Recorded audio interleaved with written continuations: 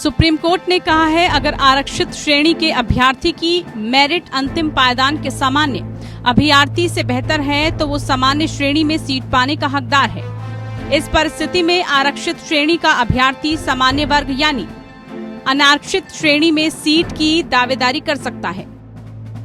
Supreme court ने कहा कि अन्य पिछड़ा वर्ग या ओबीसी श्रेणी के उन उम्मीदवारों को सामान्य श्रेणी में समायोजित करने की आवश्यकता है जो सामान्य श्रेणी के नियुक्त अंतिम उम्मीदवारों की तुलना में अधिक मेधावी हैं।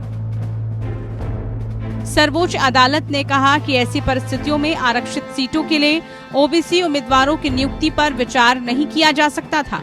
शीर्ष अदालत ने कहा कि इसके परिणाम स्वरूप सामान्य श्रेणी में उनकी नियुक्तियों पर विचार करने के बाद आरक्षित सीटों को योगदान के आधार पर अन्य शेष आरक्षित श्रेणी के उम्मीदवारों से भरा जाना आवश्यक है।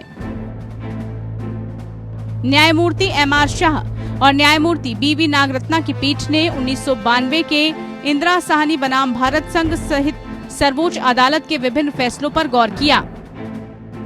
पीठ ने फैसले पर भरोसा करते हुए आरक्षित श्रेणी के एक उम्मीदवार की ओर से पेश वरिष्ठ अधिवक्ता राजीव धवन की इस अपील को स्वीकार कर लिया कि आरक्षित श्रेणी के उम्मीदवारों को सामान्य श्रेणी के उम्मीदवारों की सूची में अंतिम उम्मीदवार से अधिक अंक प्राप्त करने पर सामान्य श्रेणी के कोटे के तहत समायोजित करना चाहिए।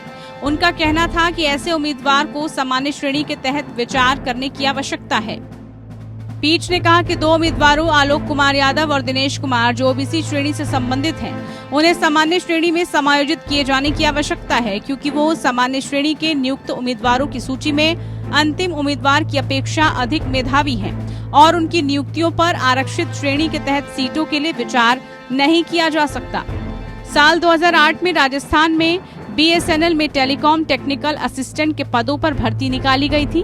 अन्य आरक्षित वर्ग के एक अभ्यर्थी ने याचिका दायर कर कहा था कि ओबीसी के 2 अभ्यर्थियों की मेरिट सामान्य श्रेणी में आखिरी पायदान के अभ्यर्थी से अधिक है, इसलिए इन दोनों अभ्यर्थियों को सामान्य श्रेणी में नियुक्ति होनी चाहिए। उसके बाद जो जगह खाली हो उसे आरक्षित श्रेणी के अभ्यर्थियों से भरा जाए। Bureau report.